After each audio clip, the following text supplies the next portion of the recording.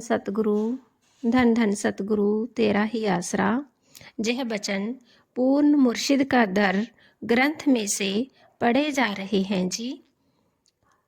लुटा दो विसाले यार पर इश्क की दौलत, मुर्शिद साथ है तो दौलत कम नहीं होती। पूर्ण सतगुरु अपने शिष्य को उसके जीवन में कम से कम एक अवसर तो अवश्य बख्शता है जिससे शिष्य को आंतरिक अनुभव होता है। पदार्थों के नशे की अपेक्षा असीमित नशा सतगुरु के प्रेम का होता है। पर माया के तनिक झटके के साथ आंखों पर मायावाद अर्थात भौतिकतावाद की ऐसी पट्टी बंधती है कि सतगुरु का अदृश्य प्रेम संसारिक पदार्थों के समक्ष फीका सा लगने लगता है। यही तो माया का पर्दा है जो कि आंखों द्वारा दिखाई देने वाला संसारिक वस्तु वास्तविक प्रतीत होती है। चाहे इंसान जानता है कि अंत समय में कोई वस्तु साथ जाने वाली नहीं है, पर फिर भी वह इन पदार्थों की ओर आ जाने की सोच से एक पल भी दूर नहीं होना चाहता। यही तो बड़े आश्चर्य की बात है।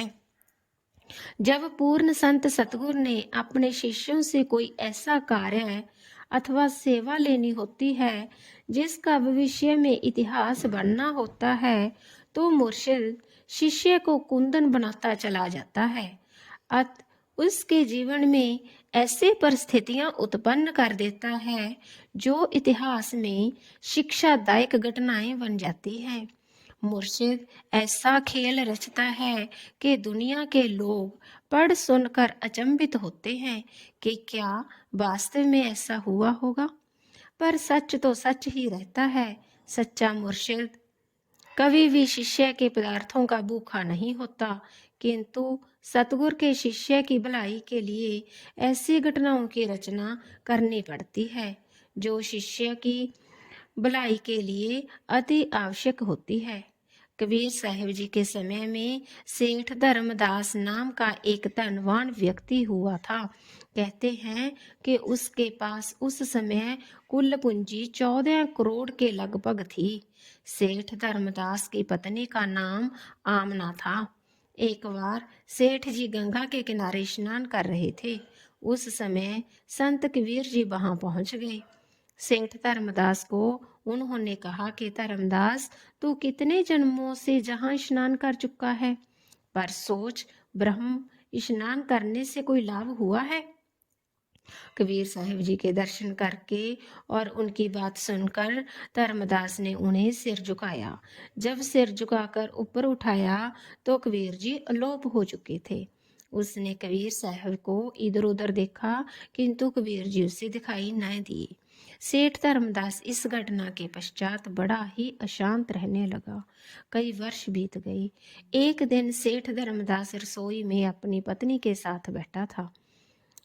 कहा, धर्मदास, उसकी पत्नी भोजन बना रही थी। अकस्मात उधर से कबीर साहिब जी एक फकीर के वेश में वहां आए। उन्होंने आते ही सेठ धर्मदास को कहा, धर्मदास, तू बड़ा पापी है। धर्मदास ने कहा, महाराज, जहां तक मुझे याद है कि मैंने अपने जीवन में किसी को कष्ट नहीं दिया है, बल्कि सबका भला ही किया है। फिर मेरे से कहाँ पर अपराध हुआ है जी? कबीर जी पुन उससे कहने लगे, तू बड़ा ही पापी है और बहुत बड़ा पाप करने जा रहा है। समीप बैठी सेठ जी की पत्नी ने अपने पति के विषय में ऐसा सुनकर बिना सोचे समझे कबीर साहिब जी को कह दिया, मेरा पति क्यों पापी? तू पापी है। कबीर साहिब जी सेठ जी को कहने लगे, यदि तू पूछता है कि मैं पापी कैसे हुआ तो सुन। तुम्हारे चूल्हे में जो लकड़ी आप लोग जला रहे हो, जो लोग जला रहे हैं, उसे बाहर निकाल कर झटक कर देख। जब उसने लकड़ी बाहर निकाली और पिछले भाग को धरती पर पटका तो ब्रीक ब्रीक सहस्त्रों चींटियों का झुंड धरती पर गिर गया। कबीर जी ने कहा, धर्मदास, अब सोच तू कितना बड़ा पाप करने जा रहा था। कुछ देर के पश्चात इन सब चींटियों ने आग में जल जाना था। तो बता, इसका हिसाब किताब तू कैसे चुकाता। जब धर्मदास ने यह बात सुनी तो आंतरिक रूप से वह भयभीत हो उठा। उस समय वह कबीर साहिब जी के आगे झुक गया, पर तब तक कबीर साहिब जी जा चुके थे।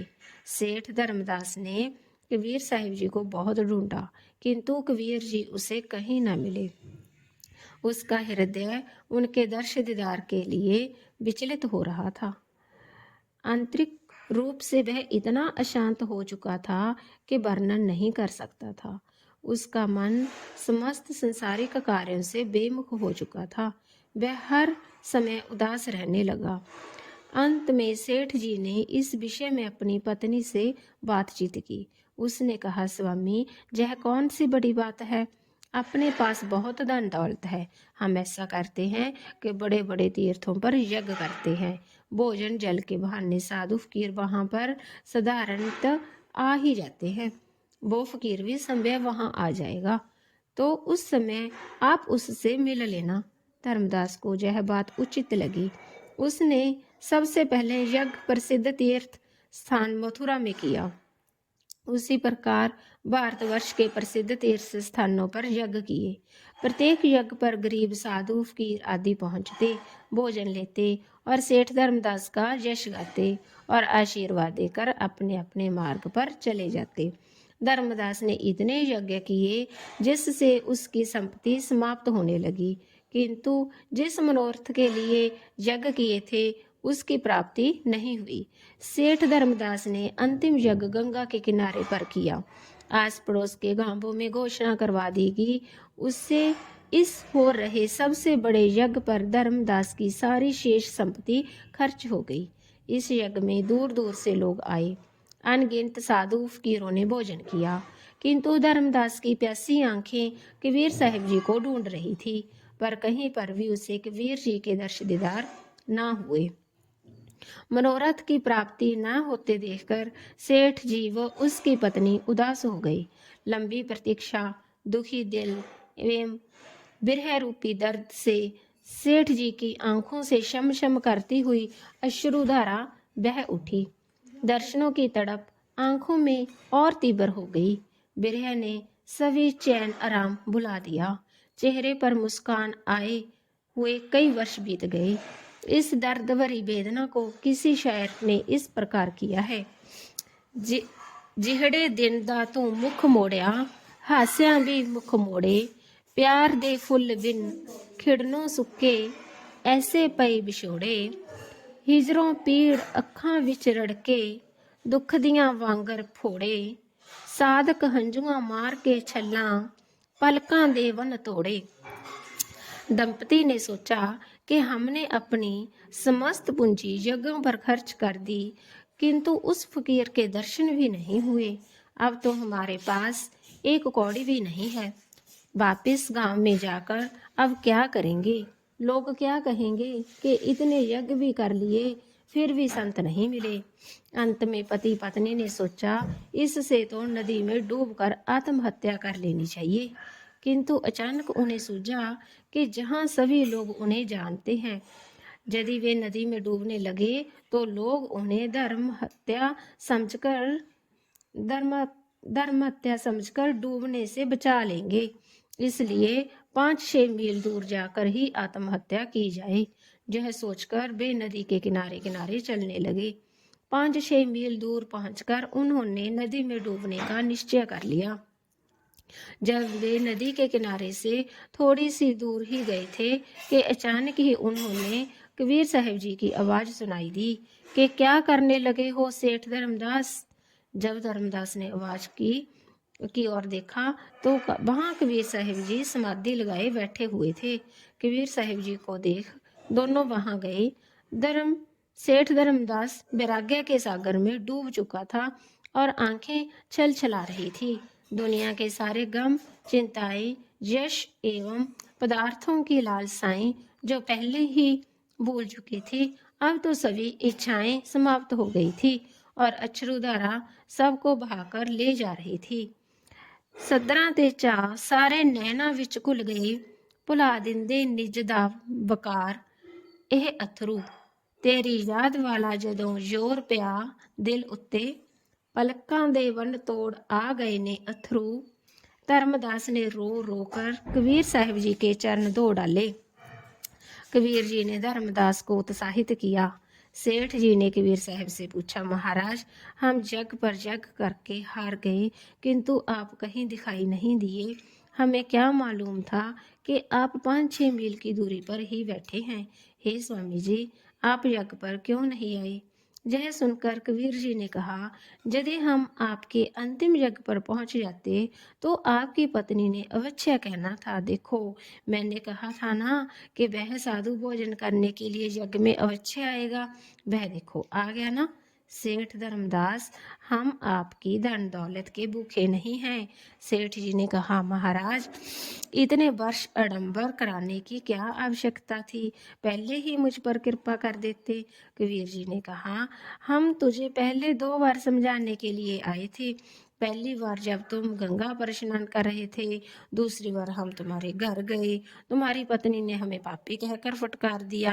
अब तुम बिल्कुल शुद्ध है, हमारा शिष्य बनने के योग्य है, तो हम तुम्हें नामदान देते हैं, इसका सुमिरन करते रहना।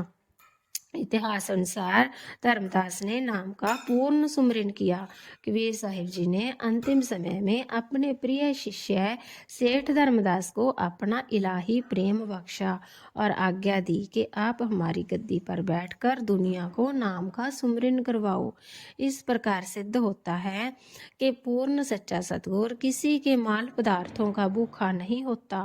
यदि वह शिष्य के जीवन के उदाहरण के योग्य परिस्थितियां उत्पन्न करता है तो उसमें भी मुर्शिद का बहुत बड़ा रहस्य छुपा होता है। सतगुरु ने उस शिष्य से बहुत बड़ा काम लेना होता है। समय अनुसार बहाना बनकर खेल रचाकर वह अपनी नजर मेहर से उस शिष्य को परिपूर्ण करना होता है। सतगुरु ने संसार को यह दिखाना होता है और सूफियत का इतिहास रचना होता है कि आने वाली पीढ़ियां उनसे शिक्षा प्राप्त कर सकें। सतगुरु अपने शिष्य के द्वारा संसारिक पदार्थों को भी लुटा रहा होता है, पर दूसरी ओर नजरों द्वारा उसे रूहानियत की असीम दौलत का बादशाह भी बना रहा होता है। बड़ा ऊंचा कलाम होता है पूर्ण फकीर का, मनुष्य की सोच से कहीं अधिक विशाल दायरा होता है उनके नजरे करम का। वह संसार में रूहानियत के विशाल स्तंभ चित्रित कर देता है। धन धन सतगुरु तेरा ही आसरा।